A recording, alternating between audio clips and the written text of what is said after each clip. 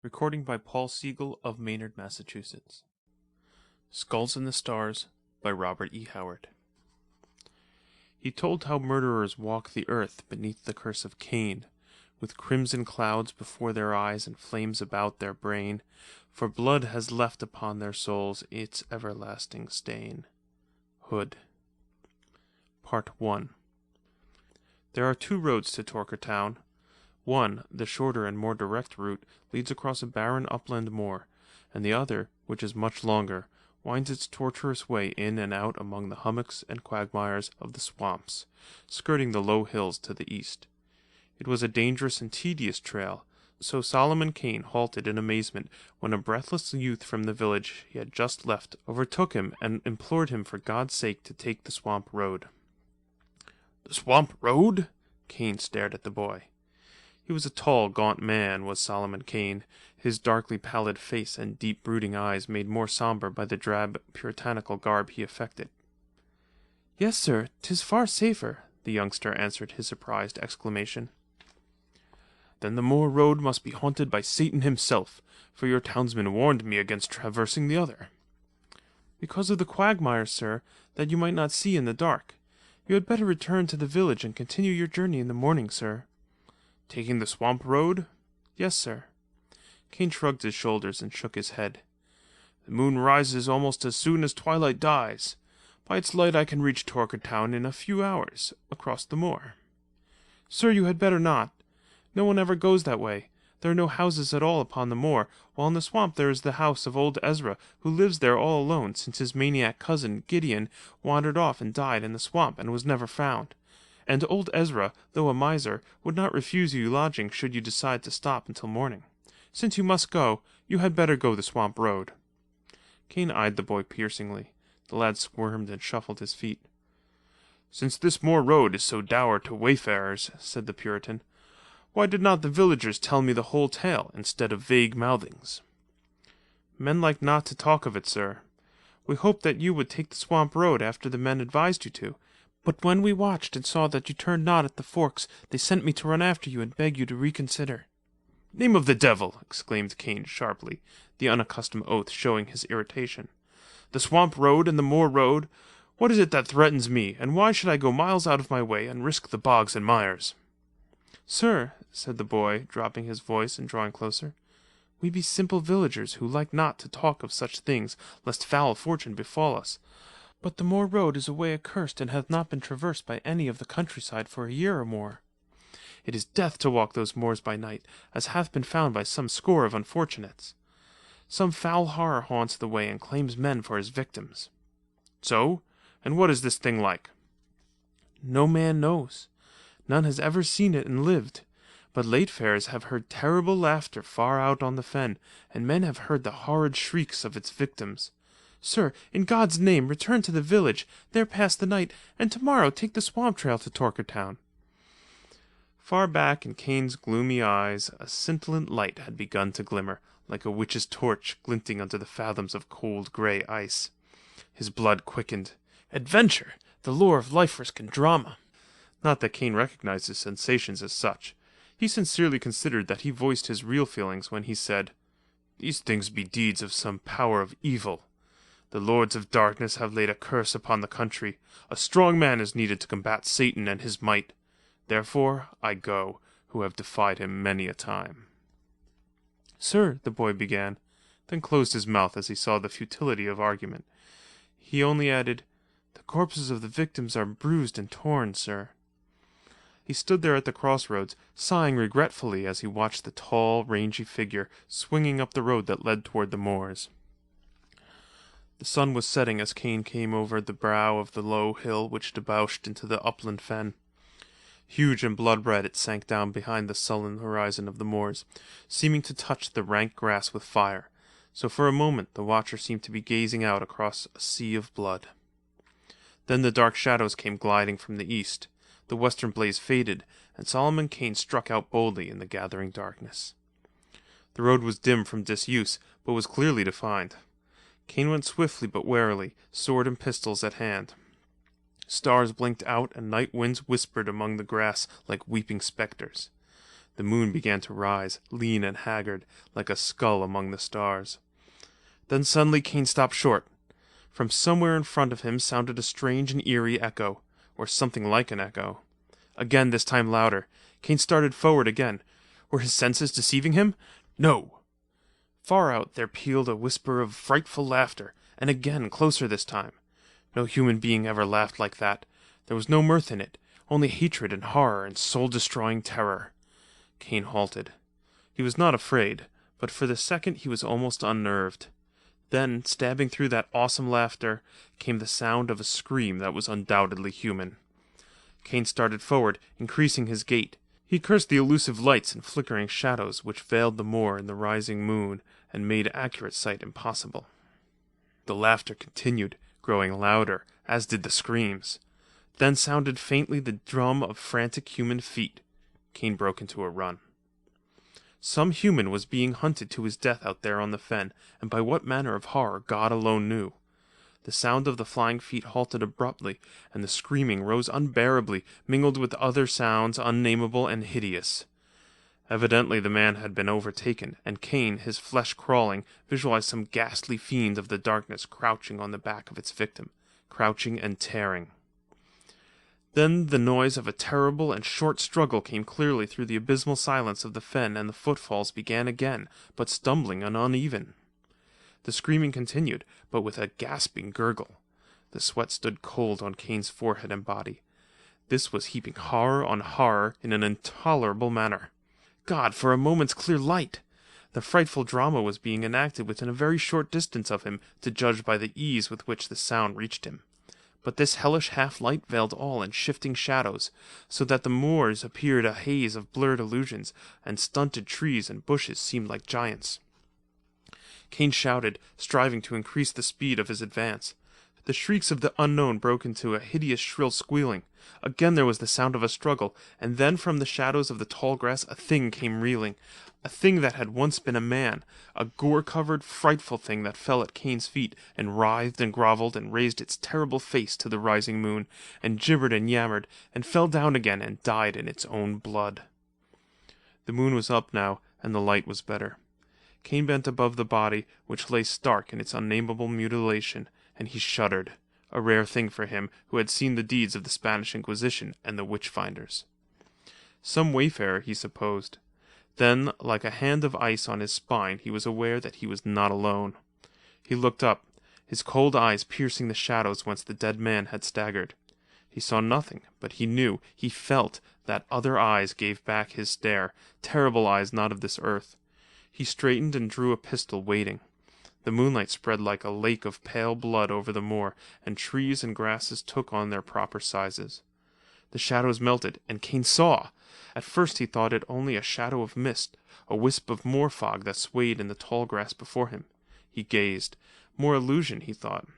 Then the thing began to take on shape, vague and indistinct.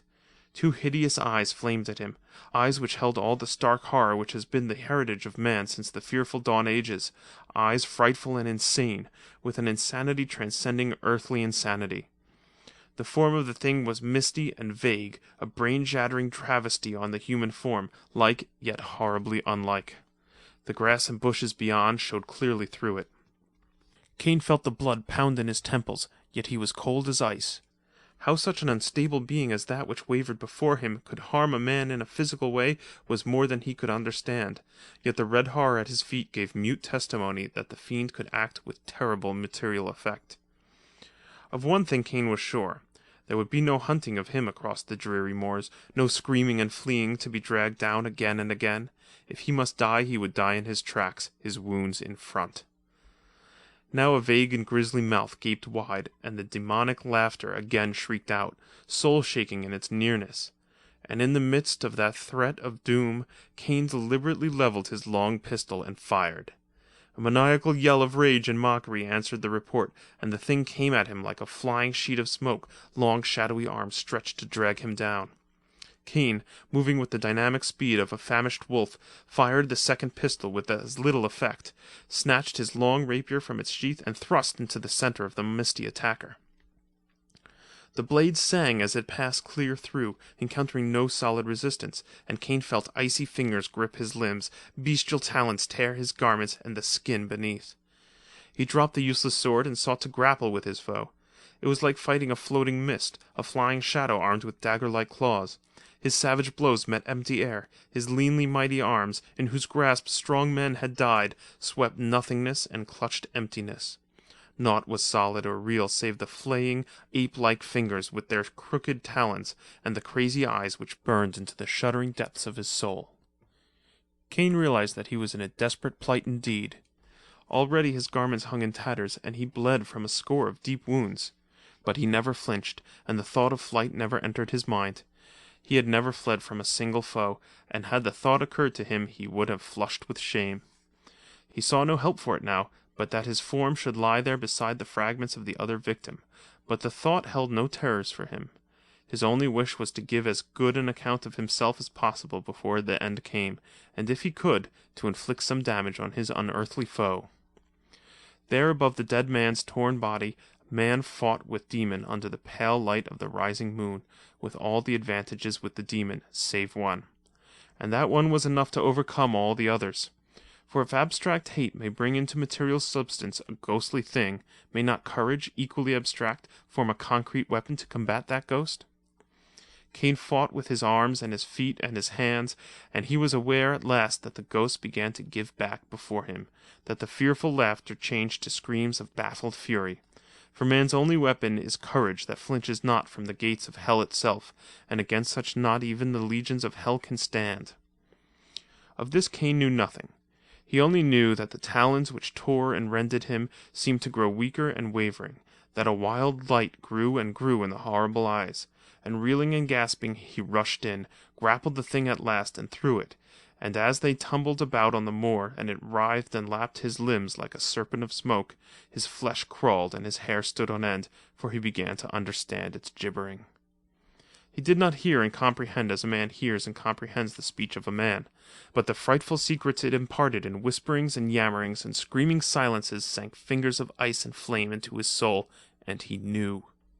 Part 2. The hut of old Ezra the miser stood by the road in the midst of the swamp, half screened by the sullen trees which grew about it. The walls were rotting, the roof crumbling, and great pallid and green fungus monsters clung to it and writhed about the doors and windows, as if seeking to peer within.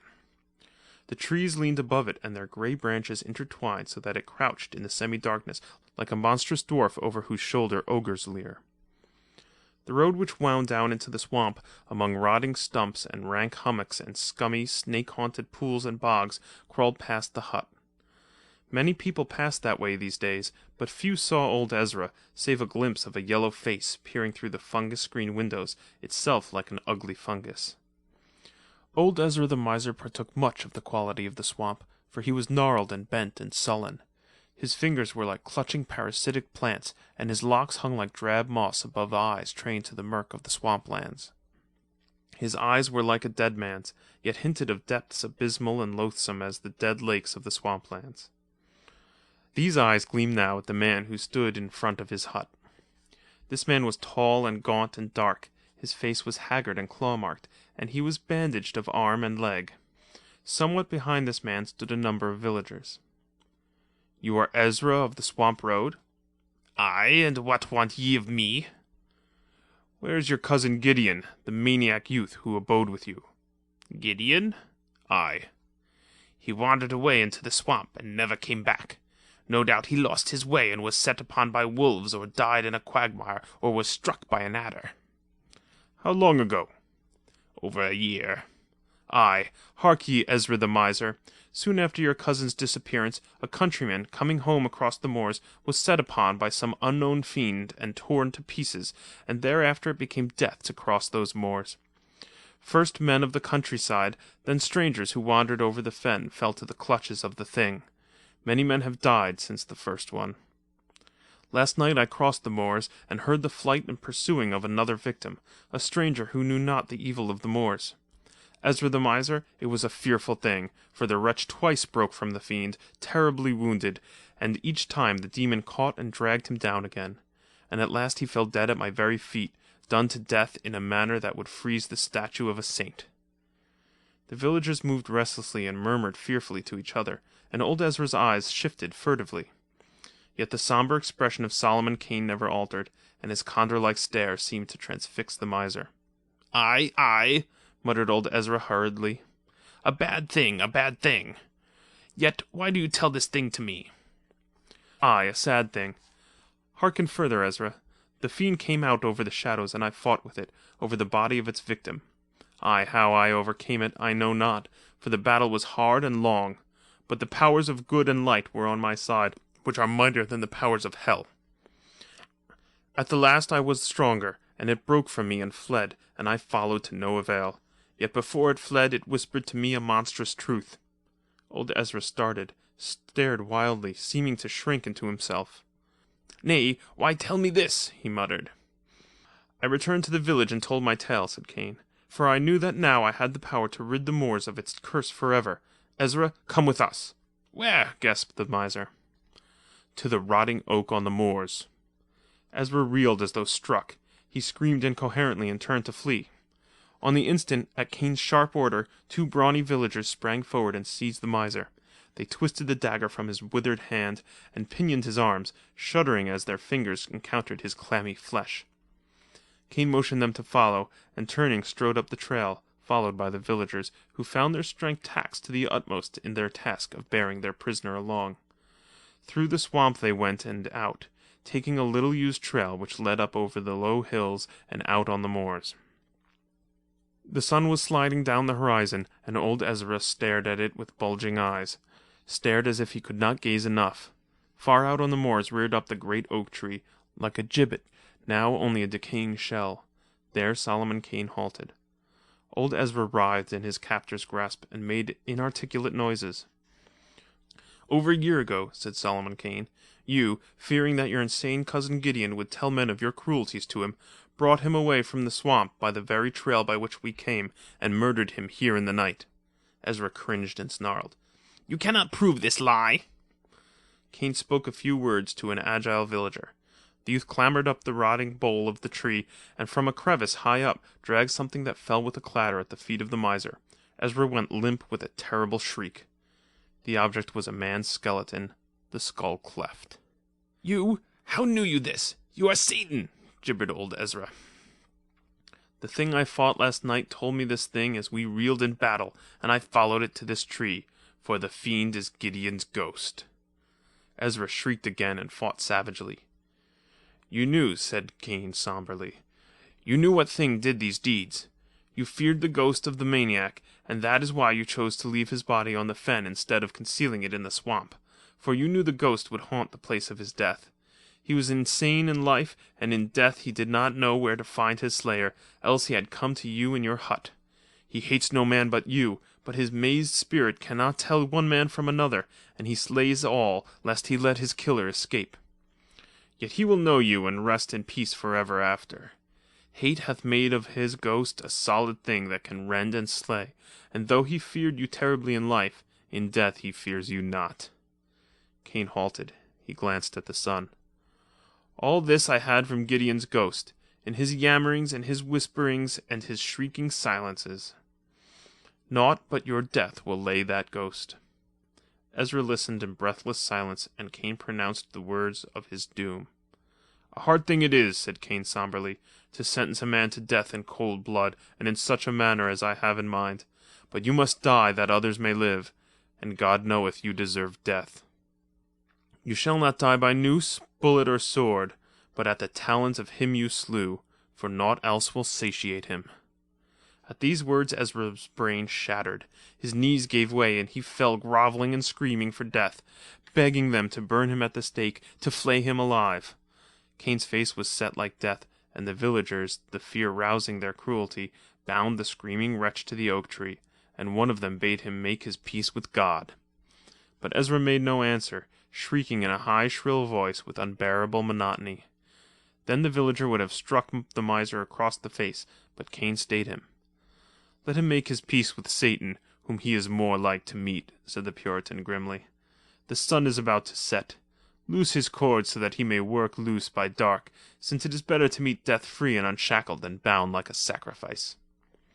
As they turned to leave him, old Ezra yammered and gibbered unhuman sounds, and then fell silent, staring at the sun with terrible intensity. They walked across the fen, and Kane flung a last look at the grotesque form bound to the tree, seeming in the uncertain light like a great fungus growing to the bole. And suddenly the miser screamed hideously, "Death! Death! There are skulls in the stars!"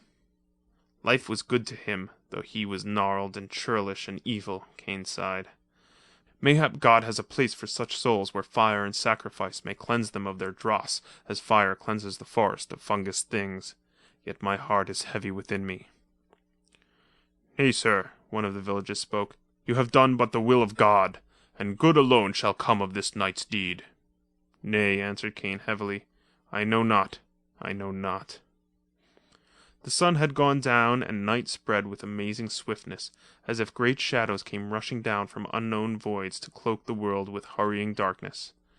Through the thick night came a weird echo, and the men halted and looked back the way they had come. Nothing could be seen. The moor was an ocean of shadows, and the tall grass about them bent in long waves before the faint wind, breaking the deathly stillness with breathless murmurings. Then far away the red disk of the moon rose over the fen, and for an instant a grim silhouette was etched blackly against it. A shape came flying across the face of the moon, a bent, grotesque thing whose feet seemed scarcely to touch the earth, and close behind came a thing like a flying shadow, a nameless, shapeless horror. A moment the racing twain stood out boldly against the moon. Then they merged into one unnameable formless mass and vanished in the shadows. Far across the fen sounded a single shriek of terrible laughter. End of Skulls in the Stars by Robert E. Howard.